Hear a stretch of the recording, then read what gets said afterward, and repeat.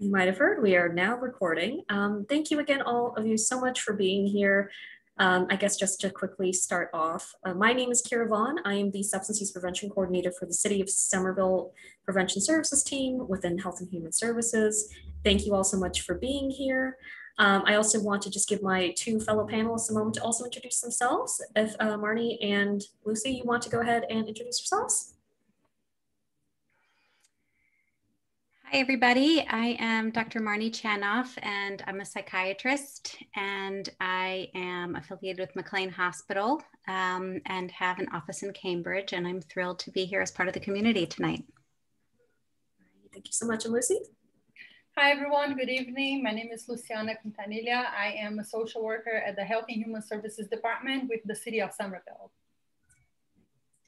Thank you again so much. So in terms of what we are going to be doing tonight, we are going to be starting off with a brief presentation from Marnie, who I know I recognize one or two faces here. You might have been with us last week for our youth version of this event. We're now happy to start the adult session of Emerging from COVID. So Marnie, I'm going to turn it over to you, okay? Okay, thank you. So I'm really happy to be here, and I'm unfortunately having technical difficulties with my slides. So this is going to be a chance for us just to roll with another layer of COVID complexity. And we have all, if anything, become extremely flexible and learned that almost nothing is predictable during this time. And so I'm going to practice that this evening. So the content will be there, and if I can get my slides on the screen, I will. But I think what I have learned over this last over a year during this pandemic is that we have all, some more than others, experienced extremely high levels of unpredictability, uncertainty, stress, anxiety, and I think that what I have seen is that, you know, during this time, we all sort of are moving very quickly, trying to anticipate what's next. And that can be very hard. It can be exhausting for some people, especially by the end of the day. And I imagine you all have had a long day. It's 6 o'clock in the evening. I am sure there's lots of parents here. There are lots of people who are doing all kinds of things. And particularly right now, we are moving from sort of a period of time where we created some certainty out of uncertainty, where we learned how to create a home environment or a sort of a pandemic environment that was as much in our control as possible. And what's happened over the last several weeks for many of us is that we're moving forward. In so many ways, so many people have been able to kind of start getting back into life. And that has created lots of opportunity and anticipation and excitement. And it's also become a lot to adjust to. I'm hearing from people all the time that people are starting to feel that old kind of like, you know, moving very quickly. A lot of people wanting and needing a lot of things, trying to juggle many more balls than usual. And so this is creating more and more anxiety and feelings of, oh no, am I really going to go back to all of that? Is that really what's going to happen? And so what I am going to recommend is that as we move forward, that everyone just starts to recognize the earliest signs of their own anxiety and stress response. And we can go through that together. But I think what we can do right now is just pause, and we can take a moment to do a meditation. Does that sound okay? Can we all do kind of a breathing meditation together? I don't know if all of you are familiar with meditation, if it's something you're comfortable with or something that you need a lot of guidance with, but I'm happy to do, maybe we can just do a few minutes together of deep breathing. Yes, I see some nodding. Everyone, I see that Matt is already going for it. All right, Matt. Okay. So what I recommend is that everyone sits in a comfortable seated position. And you can put both feet on the floor, feel a nice connection between the ball and the heel of your foot, both feet and the floor. And then you want to make sure that you're sort of balanced on what we call sits bones, otherwise known as the butt, and you're sort of in a nice balanced place. You want to have a long spine. So you want to really kind of stretch up. And as you stretch up, I'm going to ask you to kind of do a rolling back of your shoulders. And you can do an extended rolling back to the point where like, wow, I couldn't sit like this for very long. But what that does, it opens your chest. And it allows your chest to really kind of expand. And when your chest expands, it means your lungs have plenty of room to really do these nice, long, deep breaths. So now you can kind of come back to a more, comfortable shoulder position, but keep them maybe like 10% rolled back. And then you can imagine a string going from the top of your head to the ceiling, kind of gently, gently pulling your head kind of up, so that your eyes are looking straight forward, and you can choose to either keep your eyes open on a fixed point to really focus, or you can close your eyes.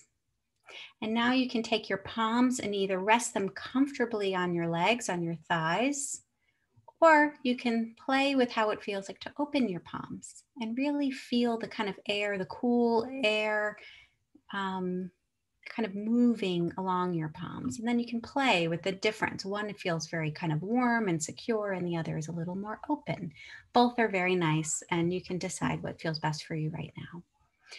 And so once you're comfortable, then I'm going to ask you to focus your mind on your breath. You can focus what we call our mind's eye. So you can imagine following your breath going through your nose all the way down into your lungs, and make sure your belly is soft, which will allow for that full expansion of your lungs. And just keep breathing. No expectation. There's no wrong way to do it. Just follow your breath. Follow the inhalation. You can count for a count of 4 if you'd like on the inhalation. And then you can exhale for a count of 4, maybe 5, and just follow that along for a little bit.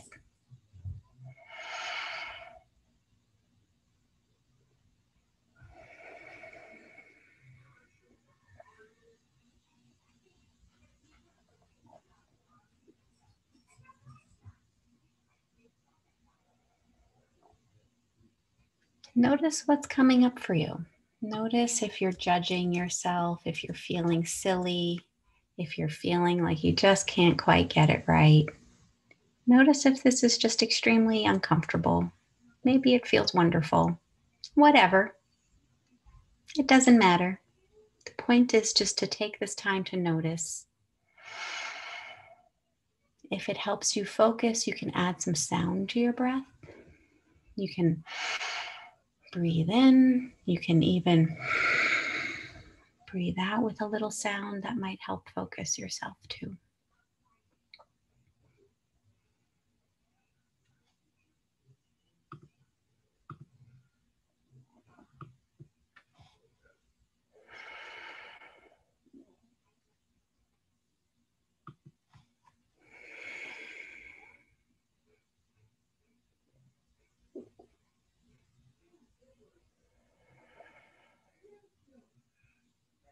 Pay attention to what you might be hearing in the room. Pay attention to any sensations on your skin or in your body. Maybe a stomach rumbling, a tickle in your throat.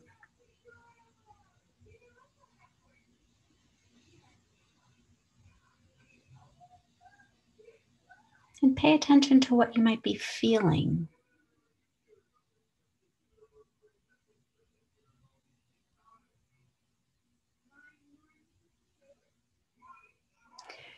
And when it feels comfortable to you, you can start taking some nice, deep, closing breaths.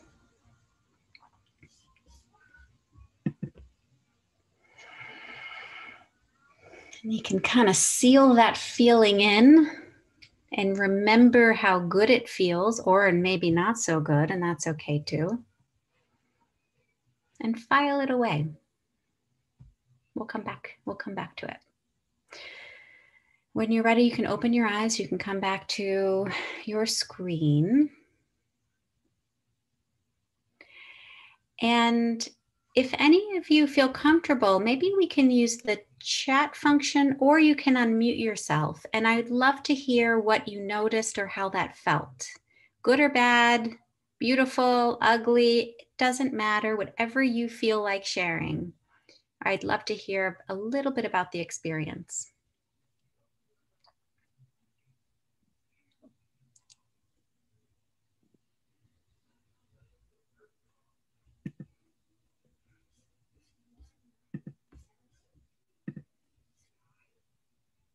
Relaxing.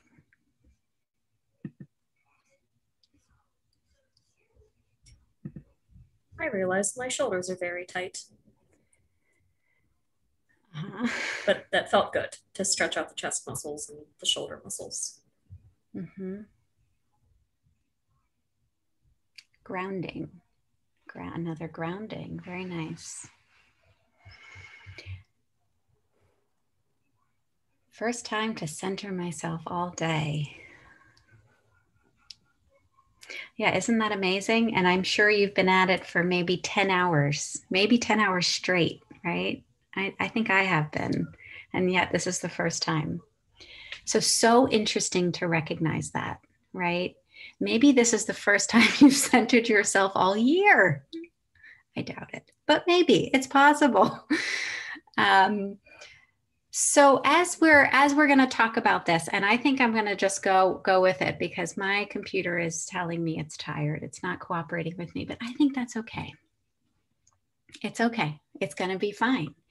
I'm going to go through some symptoms. When you feel like these symptoms that I'm going to go through resonate with your experience over the last year, I'm going to ask you in your chat to say yes or raise your hand with that cute little reaction button.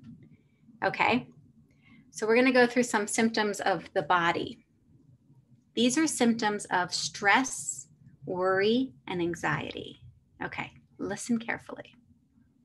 Headaches, frequent infections, tight muscles, fatigue, muscular twitches, skin irritations, breathlessness. Okay, a few. Okay, these are symptoms of the mind. Worry, muddled thinking. We've heard a lot about brain fog during this COVID time.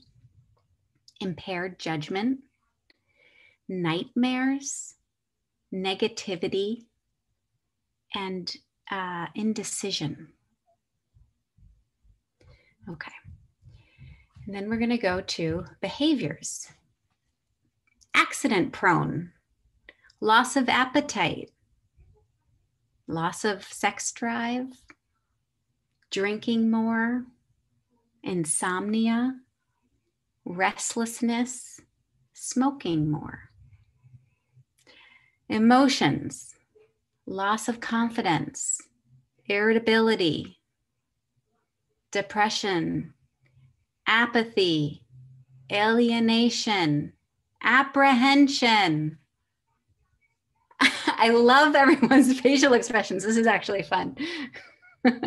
Okay, so these are the mind, body, emotional symptoms of stress and worry. And I see lots of nodding and lots of hand. So many of us have had at least a few, probably many of us have had most of these at some point during this pandemic.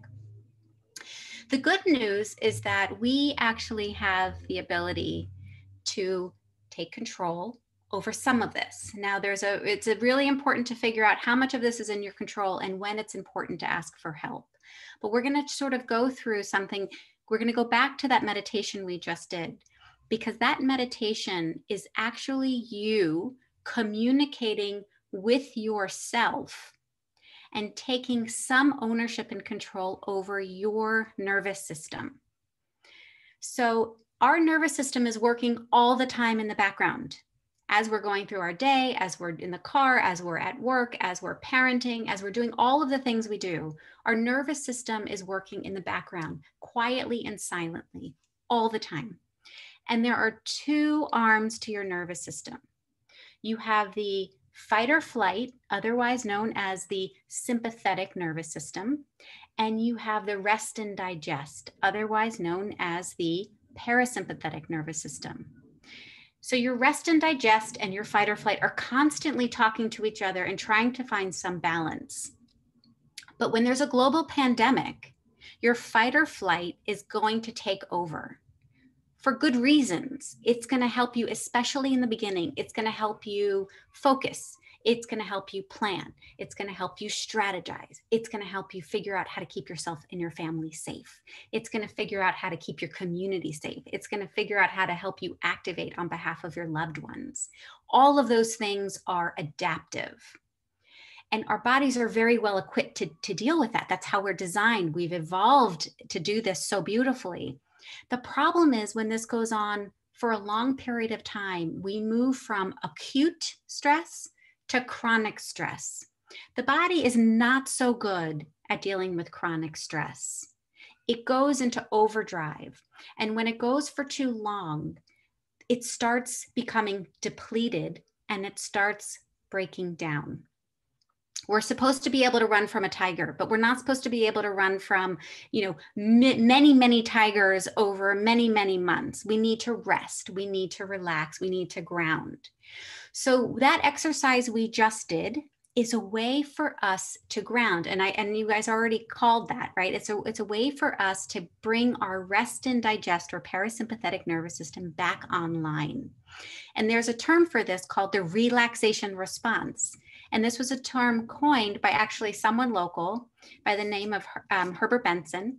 And he took this breathing and the meditation practice that's been going on for thousands of years in traditional cultures and brought it to the lab at Harvard and found that when he brought it to the lab, he could actually monitor and document a decrease in blood pressure and heart rate in people he studied, just simply by doing these kinds of relaxation breathing practices. And so that was sort of the beginning of bringing these more traditional Eastern practices to the West. And now more and more we're seeing people utilize these really, thousands of years old practices into our daily lives. And so that's what we're going to try to do. We're going to try to encourage you as you're moving forward in this, re-entry or emergence from this pandemic to keep practicing this. So there's a few things that I would like for you to think about in your daily life. One is how often you relax. So, someone said this is the first time all day. Is that a typical day or is that just a Wednesday? Maybe your Thursdays are much quieter. I doubt it. Maybe your Fridays, I doubt it, right? Hopefully on the weekends you have some downtime. But as you think about how you want to set up your next few months, because these next few months are going to be a time of transition, and transitions are hard for most people. We're feeling overstimulated. Our bodies now have to readapt and engage. Think about how to build in some of this time for your own relaxation response. The other things that are known by and shown by evidence to really make a difference are things like your diet. What are you eating on a daily basis? How much attention are you paying to your diet? We all know the things that we're supposed to eat, fruits and vegetables. But do you know things like healthy fats are really important for our nervous system and for our bodies? Things like healthy oils like olive oil, avocado, nuts, seeds, some animal fats are okay, but generally plant-based, really healthy fats can be very grounding for the nervous system. How much time are you paying attention to the quality of your relationships? So all of a sudden, everyone's back looking to connect and make plans and wanting to kind of re-engage. Are you being really discerning and really thoughtful about who you want in your life? And are you surrounding yourself with people who are positive influences, who are working on themselves, who are looking for their own health and happiness? Because we know that that influences us, and that really has a profound impact on how we feel. So are you thinking about that? Or are you just automatically going back on autopilot? I think this is a time for us to really pause and consider what we want and how to get there. It's a time to really acknowledge. I'm going to use the chat function. And I'm going to show you this acronym that I made up for this pandemic. So it's called ARM. Okay. So as we move forward in our next few months, let's call it 3 months, because the fall is going to be another transition, probably for many people, back to school again and work and maybe back to the office. So we're going to look at this ARM. We need to psychologically arm ourselves for this transition. The A is acknowledge. If you take a deep breath and you think about what you have been through since March 2020, and you think about how it has made you think about your life now, if you think about like where you are right now in this moment in time because of this experience, have you learned? Have you grown? Have you changed? Has it changed your perspective on your life? Has it changed your perspective on life itself? Has it changed your perspective on community, on other people? It's kind of changed everything. So if you can then reflect on your own experience, what specifically have you lost?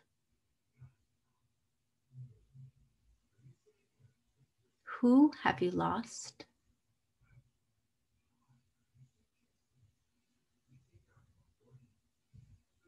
What have you lost?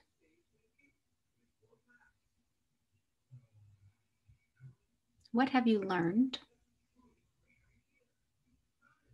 You don't have to have all the answers now. It's more just a practice of asking these questions.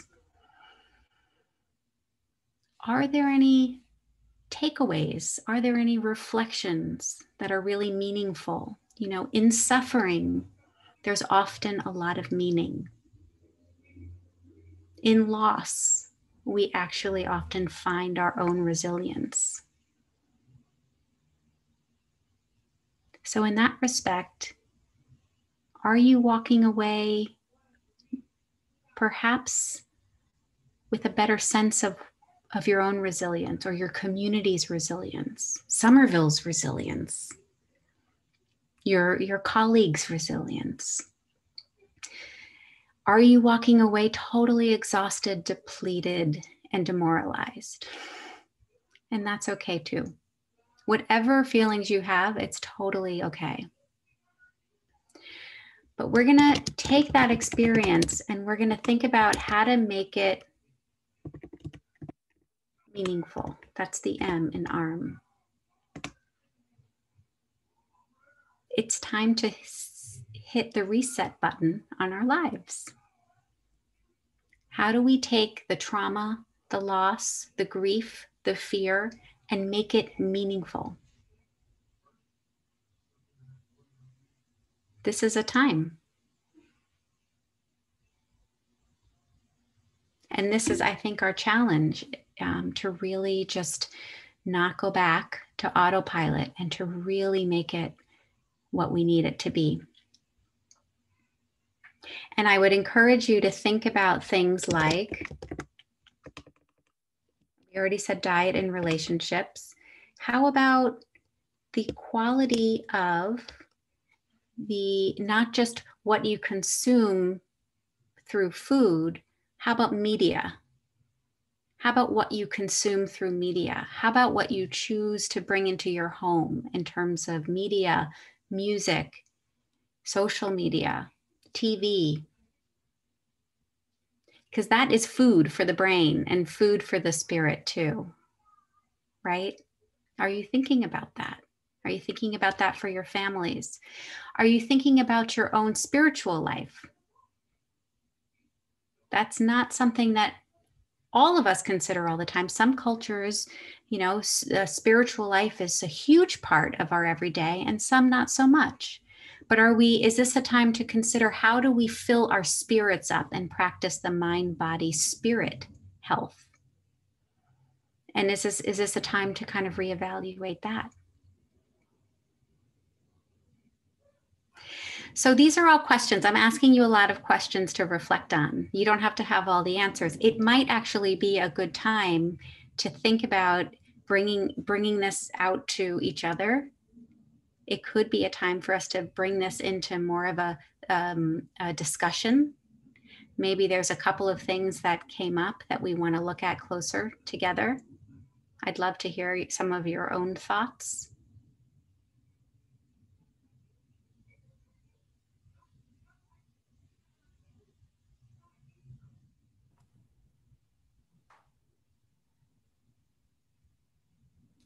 I can go. It just the acknowledge, reflect part stuck out to me, especially when this was a time where I moved locations during this time, and I went from being around more people to being essentially by myself, living by myself, and not having very much interaction other than maybe one or two people. Was not something I think I thought about or reflected on enough until maybe thinking about it right now, and like how much that was taken for granted, I think, before, and how it's changed since. And now as things are starting to open up, it's weird to go back to what it was before, and it's probably not going to be what it was before, but go back to something. Good. I'm glad that was useful to you. I think that, you know, Matt, you bring up this piece about uncertainty. You know, I can't remember a time where it was things felt less certain. And uncertainty is really hard, particularly, I think, in our kind of our Western culture, where everyone likes to have a plan. You know, we like to have a plan. We like to know what's ahead. We like to have our calendars very well organized for all good reasons. But to not even know what to put on your calendar from week to week, because it's all going to change, that's really hard for a lot of people. And it's bringing up a lot of that anxiety that you guys are probably hearing about it in your work too.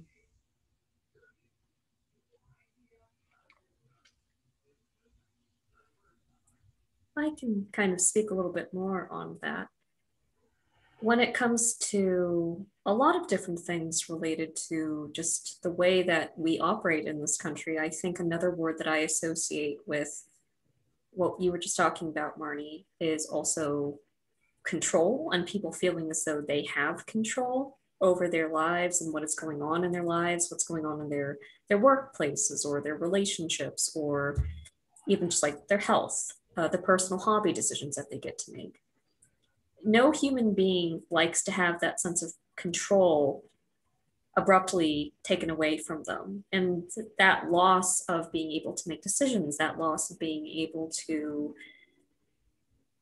know for certain that my day normally looks like this, and the day after that is going to look like this, and the day after that is going to look like that. It's been a major disruption to so many people. And that being said, I think, speaking also with someone who is a therapist, one of the interesting things I have seen with my clients and also just the world in general is people learning about adaptability, and people also learning about flexibility, and people learning to kind of exist in a bit more of an unknown state. of not having to necessarily make a decision, of not automatically going from point A to point B, but kind of having a little bit of a slower transition when it comes to decision making or just life events. And I think that's going to be quite an interesting experience for a lot of people moving forward. Mm-hmm. Yeah, the flexible mind, Kira, I think it's a practice for all of us. And I actually find and recommend to people that they find some balance of structure and flexibility. Because a lot of people right now are experiencing kind of an ungroundedness, you know, almost like a sort of a sort of a floundering, a kind of a floundering, like kind of just moving to the next thing and not really feeling like they have much control over anything. So the more we can figure out what we need to keep ourselves grounded and healthy and balanced, and actually take the time to put that on the calendar and actually schedule that in. So it might be exercise a few times a week. It might be cooking a few times a week. It might be breathing for 10 minutes a day. And the more we can actually structure that, so it's having that structure so that you can be flexible. Because you need a certain level of grounding to be able to think clearly about what you need and what's most important to you to do next, right? So remember on that, one of those symptoms of stress and worry was indecision or muddled thinking. So we really need to be able to structure and ground ourselves enough so that we can be flexible. So finding that balance, I think, is really the art, I think, of what we're moving ahead with.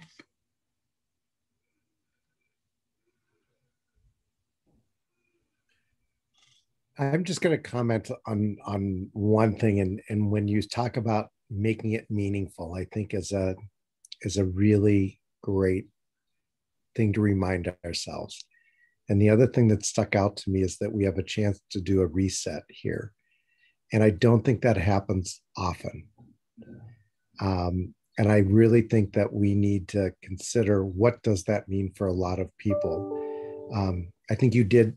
In some of the language that you used and the words that you used about, you know, some people feeling angry and some people feeling the tension of what's going on, whether that's around them, whether that's what's happening to them, whether that's how they're dealing with the reaction to COVID, reaction to what they're seeing on streets. Not only that, but even some of the other activity that's happened in social media and on the medias, what we have seen. It's been a real struggle and a challenge to watch some of those things and to see the feelings, and you can see that pent upness. And I really like the idea of thinking and giving the permission to say, we can reset. It's time to do that reset, where it allows us to take that deep breath again, where many of us have, at least I know in my area, many of us have not been able to do.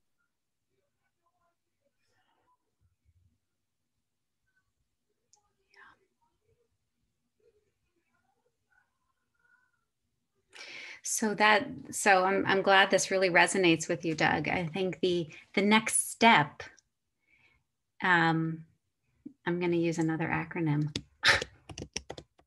Who needs slides? Okay, so the next step, right, is for everyone to think about their SMART goals. So what makes a goal a SMART goal? So if you are looking at actually taking this as a time to reset, it's one thing to have an idea that that's what we should do. It's another thing to put it into action. So if I put my coaching hat on, it says, okay, let's really look at this. How do we reset? And it's really important to kind of break it down into small pieces. Like anytime you have a new goal, like the more you can break it down and make it into a small kind of bite-sized piece, the more you're going to have a sense of accomplishment, confidence, and success that you can then build on. So if you were to pick, and maybe we can move into this if that's okay with you all, maybe we can move into kind of the next exercise.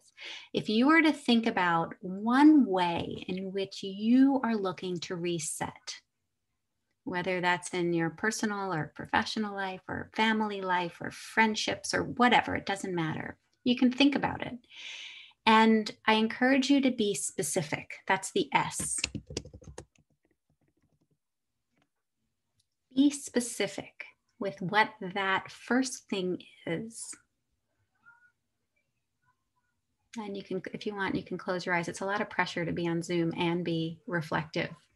So if you want, you can close your eyes and just be specific. What is most important to you today, Wednesday, June 16th, to think about in your reset?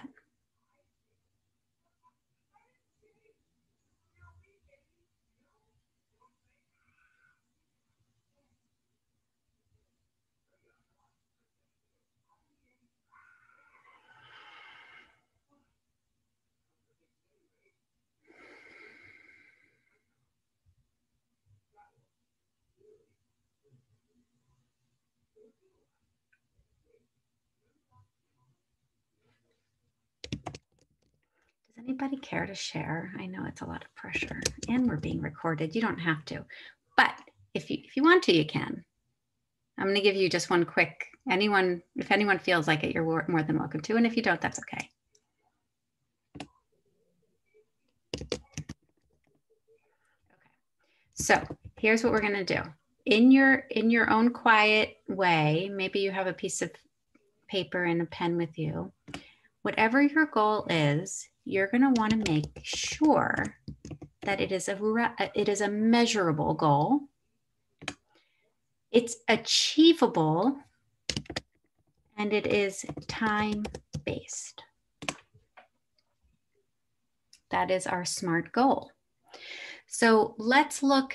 I kind of think about this maybe in the, I don't know, next 3 months. 3 months is kind of a circumscribed period of time. It kind of gets us through the summer, right? So in the next 3 months, whatever your goal was, can you put a measurement on it? So for instance, let's use this breathing exercise. We spent, I think we almost only probably spent like 7-8 minutes. Let's call it 10 minutes. Just say, if for example, somebody wanted to say, I want to invoke that relaxation response every day. That means I would like to do that 10 minutes of my day, every day. That is specific. It's measurable in that I'm saying I'd like to do 10 minutes of a breathing practice every day. That's measurable. Is it achievable? Well, I don't know. 10 minutes breathing. Yes, Tim is nodding. Tim is very confident. I don't know, Tim. You're confident. Okay. Oh, okay, good. I hope I didn't scare him away. Oh, no, you didn't. My 10 minutes is, I live at the B&A on Lowell Street. And when COVID started, we got confined here to my apartment, not much walking. But the day they said we can go out, I went for my regular walks. I do like 10 miles a day. Yeah. Wow. I'm actually a gastric bypass patient. And I do the breathing and stuff. I have a support group I go to twice a month, and we do the breathing and everything, and all the stuff that you have mentioned and everything. And plus, I'm also on the board for the Green Lion Extension. Oh, excellent. And everything, so I keep busy and everything. Excellent. Wow. Okay. So I'm so glad you think breathing for 10 minutes a day is doable. So then we get to the A. For Tim, breathing 10 minutes a day is achievable. And that's really important. Sometimes people are like, I'm going to reset and I'm going to walk 10 miles a day. Now, Tim actually does walk 10 miles a day, but for many people, they're not going to just be able to start walking 10 miles a day. So that would not be a good goal, because you want whatever goal this is to be achievable. So for me, I might say, I would like to walk 2 miles 4 times a week. I think that's probably achievable. I have to still put it on my calendar, because if not, my time gets totally eaten up by a million things, particularly right now, end of school and the transition to summer. Fine, put it on the calendar. So what I would do is put it on my calendar Monday, Wednesday, Friday, and Sunday probably at 4 o'clock. And I would put in 45 minutes. And I would actually create this protected time for that goal.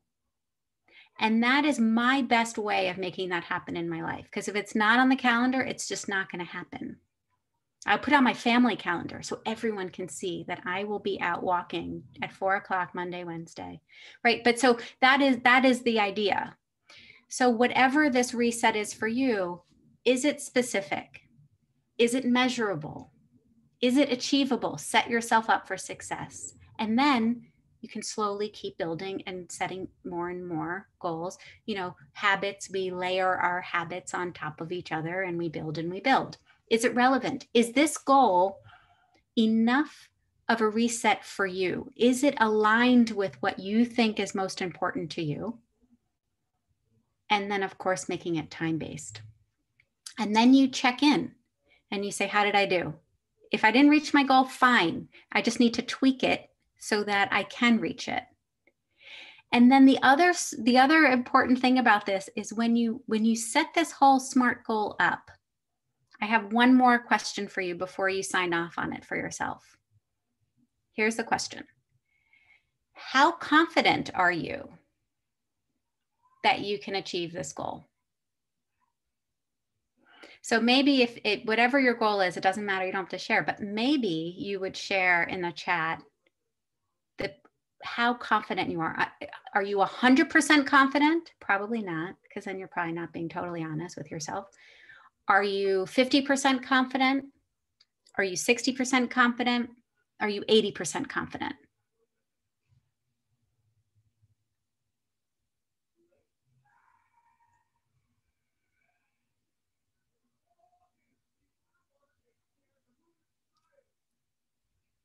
Okay. So I'm going to challenge every single person who just wrote in to go back and tweak, because you want to be at least 80% confident that you can reach this goal. Set yourself up for success. So you have to go back. You have to go back and tweak. Go back, make it so you're going to be successful.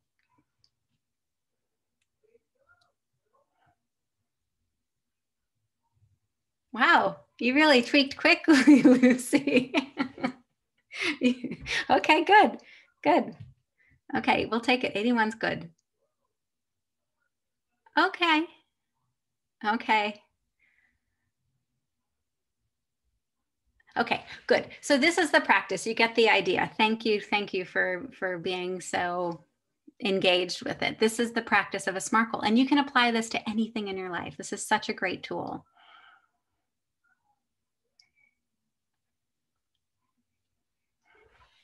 I have a comment on goals, and Marnie, thank you so much, as always, for sharing these strategies. They are so relatable and so easy to make sense of, and to actually see how they can fit in our lives. I've been talking to a lot of people lately, and we've been reflecting on a lot of things, right? I think that the word reflection has really been out there. Especially in this year of 2021, right, with all the transitions that we have been through so far. And it's only half of the year, right? So let's see what the other half's going to bring. But anyways, I am especially appreciative of the SMART goals when it comes to health-related goals. Because if there's one thing we all saw with this pandemic, is how important health is and how things can change in literally the blink of an eye. right? So yes, the whole thing of moving more and paying more attention to what you eat, right? And being more attuned with your body, that is really meaningful and now more than ever. So, but again, it's really hard when you just set yourself general goals, like, oh, I need to lose weight, or I need to move more. Okay, great, but how, right? And what's that gonna look like? So I really appreciate the laying out of the SMART goals and helping to fit all those pieces. Awesome. Great. Thanks for sharing that.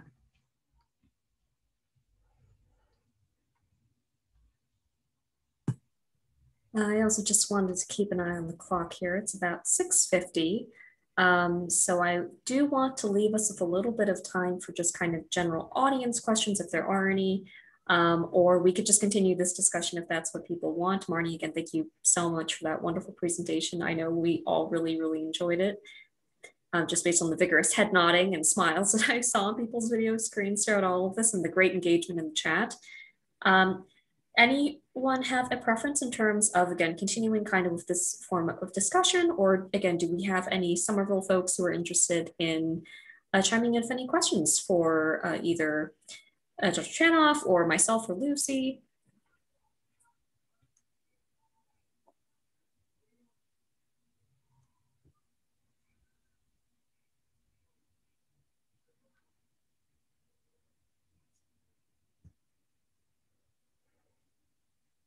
And absolutely no pressure.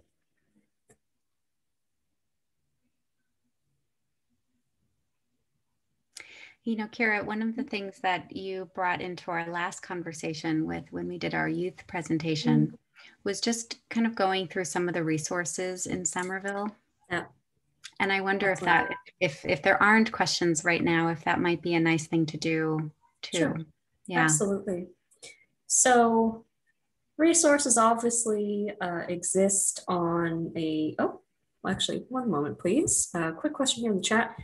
Can training be offered in the fall, especially when we're thinking about returning to work, school, and going back inside? That is definitely something that we will have to think about, especially because it's astonishing to think about when you really think about it, but this fall will be the first, hopefully the start of the first fully in-person school year we've had in 2 years, which is crazy to think about. So if this is something that people would be interested in having kind of closer to that time, just as almost like a reminder or a refresher, then definitely I think that's something we can definitely talk about doing. Thank you so much for that suggestion.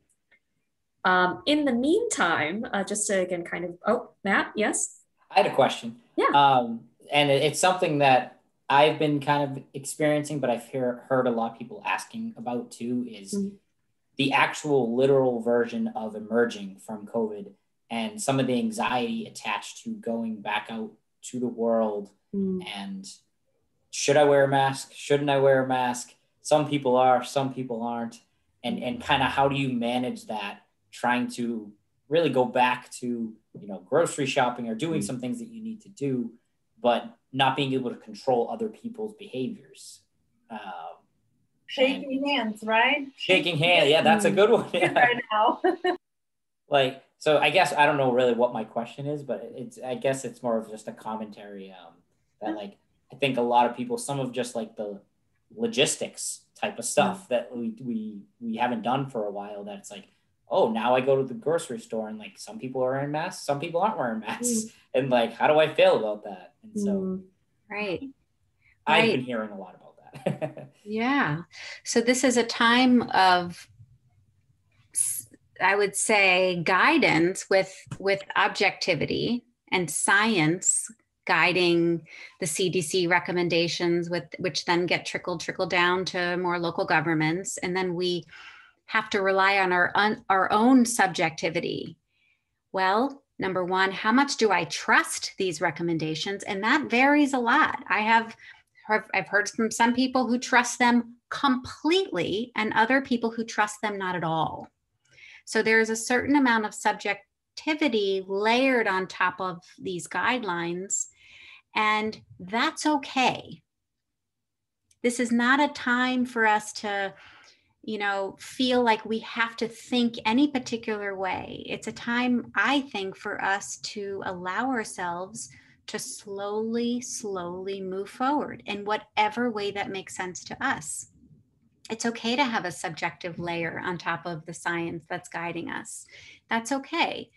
The idea with moving forward and whether it relates to mask wearing or going in stores or restaurants or whatever is, I think that the best way to think about it is through a kind of an exposure, sort of taking these small exposures. So with anxiety, if we were to take a psychotherapy model, we would do small exposures, exposure therapy. And what that basically means is you deciding what is your next step. You have to be willing to take on some anxiety.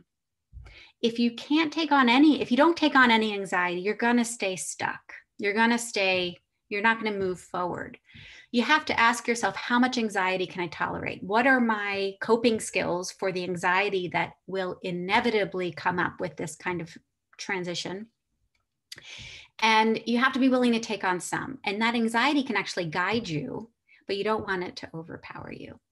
And so you think to yourself, okay, well, if I go to a restaurant, how anxious will I feel sitting inside without a mask? And is that going to be worth it for me to spend my money on this meal to go inside? Maybe I'm not ready for that. Okay, fine. So what am I ready for? Maybe I'm going to be ready to, sit outside or go and buy myself a cup of coffee sitting outside at a restaurant. Maybe I haven't done that yet. How anxious will I feel? Well, I'll feel a little anxious, but not as much. So you sort of slowly take that on, and you have to be willing to get uncomfortable, but you don't want to get so uncomfortable where it surpasses your ability to cope, because you don't want to have a panic attack in the middle of a restaurant. Number one, that's very uncomfortable. And number two, why go? Right? So these are the questions to be asking yourself, and to give yourself permission to do you, and to let your neighbors do them. You do you, I do me. That has never been more relevant right now. And not to challenge each other, but to respect each other, to be generous with each other, to be curious about how each other is thinking, rather than to be threatened by how this other person might be approaching these next steps. All of those good things come in real handy right now. To kind of also just go off of that too, I think another thing to think about is just feeling comfortable and confident in the choices that you are making. And I know for me, for instance, to use myself as a personal example, even though I am now fully vaccinated, I am often still wearing a mask outside. And that's partially because I go into a lot of my small local businesses and they still have mask mandates. So I always make sure I have one on with me. Two, I have been absolutely knocked head over heels by the pollen this year. And that's actually been helping me out with my allergies, So I have so many people saying to me, it's okay if you take the mask off, right? Like, we're good. I'm like, it's not you. It's the trees, it's the grass, it's the flowers, it is everything. And Mama Nature still trying to get me to have no ability to breathe through my sinuses. So, again, just feel comfortable and confident with what your decision is. And I think also too, as Marnie was also commenting on in terms of how this also affects us at a community level, there are going to be plenty of other people like me who are also struggling with pollen right now. There are so many people who are autoimmune compromised who maybe don't want to just take that rest bubble. There are a lot of people who, for maybe mental health reasons like OCD, for instance, may be struggling with kind of exposing themselves slowly, step by step, into getting kind of back into the swing of things. Or you may have an elderly parent or a person living in your home with you, and you also want to be respectful of that. Or even just someone who is autoimmune compromised. And that really, again, covers a pretty wide definition of diagnoses, medically speaking. So. Or another big one, Kira, is families who have young children who are not eligible to be vaccinated. That too. There is a very small, I'll speak from the science perspective, there's a very small risk that, even if you're vaccinated, that you can still, there are breakthrough infections. They're very mild, for the most part, but there's some risk, and some parents are not willing to take that risk when it comes to their children, specifically if their children have medical needs. So legitimate. Mm-hmm. Right? So we have to check ourselves when we're finding ourselves being like, what? They might have an extremely good reason for their choice. Yeah. And Lucy? Yes, just to piggyback on Kira's comment about wearing masks because of the pollen, I will adopt a mask during the entire winter, because for me, it was so great to be able to be outside and have my whole face covered and not being cold. Yeah. So this is something that for me, it's here to stay. I'm gonna make sure to wash all my masks, store them in a place where it's easy to retrieve, because comes late November, you're gonna start seeing me out in the community again with a mask. Yeah. Just because of the cold. So legitimate, especially up here in New England. Just thinking, really quickly, because again, I'm actually just looking at time and we're more than happy to go over, but really quickly, resources, super important. So obviously resources run a very wide spectrum at the moment. So for the sake of tonight's discussion, I will be focusing on mental health and substance use and crisis specific responses. If you are at a true level of crisis with something going on in your life and you feel like you might need something more along the lines of professional or immediate attention, obviously, I would definitely recommend considering going into your local hospital if you feel comfortable doing that. If you do not feel comfortable doing that, as many of us still do not feel comfortable going into a medical space at this moment, we always recommend calling the BEST team. That's BEST. And they are located both over in Boston, our just across river neighbor, but they also do emergency crisis response work here in the Cambridge and Somerville area, and they can actually come to your location. It may take some time, but you can also appear to one of their, I think, main hospital check-in locations. I know at BMC they are still doing that, for instance. So definitely, if you are in a crisis, please feel free to call the BEST team. They have a toll-free 24/7 crisis line that you can call and contact, which for some reason I foolishly do not have written down in front of me at the moment, but I used to have it memorized. Is it 1-800-527-5050, something along those lines? I apologize for the sake of this recording. I will probably have to go in and put this in our caption somewhere for people to look up.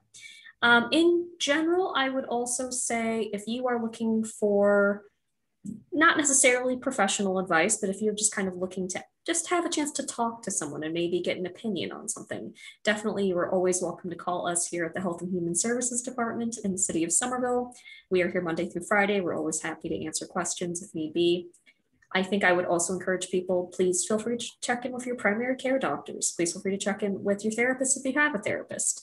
I say this knowing that there is obviously a bit of a wait list in the community right now for therapists, but that's why we are also continuing to offer events like this to the public that are free, virtual, and accessible to a multitude of different folks.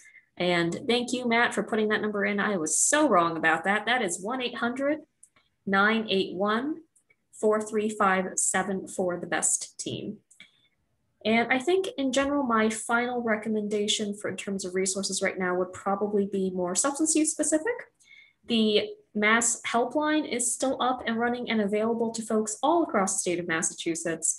And they are a wonderful resource in terms of looking at different levels of programming by your need level and by your area. And they have a super easy website to access and go through. Which also reminds me, we also have a bit of a partnership going on with William James College at the moment. They have created something called the Interface Referral Directory. You can look that up by just typing in William James Interface into Google. And there is a specific one for the city of Somerville that is currently set up. That is Somerville specific resources in this area. If you follow us on Instagram, for instance, at Somerville Prevention, we actually do have that post with the link to that interface directory located on one of our more recent posts. So feel free to also look up at the link there as well. And Matt is also actually just, thank you, Matt. Matt has also kind of reminded me about the Mass Helpline, Substance Use Helpline. That is 1-800-327-5050. So that is actually what I was thinking about, not the BEST team. Glad to know I haven't completely lost it. And also it looks like Lucy has also thrown in another link into the chat box as well that is on the Somerville, I should say the City of Somerville ma.gov website as well under the coronavirus in terms of specific resources. So with that being said, it is now 7:05 and I just want to take a moment to acknowledge everyone who came in tonight. Thank you so much. I also saw City Councilor Klingon was here for a few minutes and I think he had to hop off to another meeting, but we always appreciate seeing members from City Council here as well. I know they're super busy right now this time of year. And again, we will definitely be talking about potentially doing another event like this closer to the fall month, I hope. So please keep an eye out for more information on that as well. And with that, again, thank you all so much. And please have a great night and stay safe.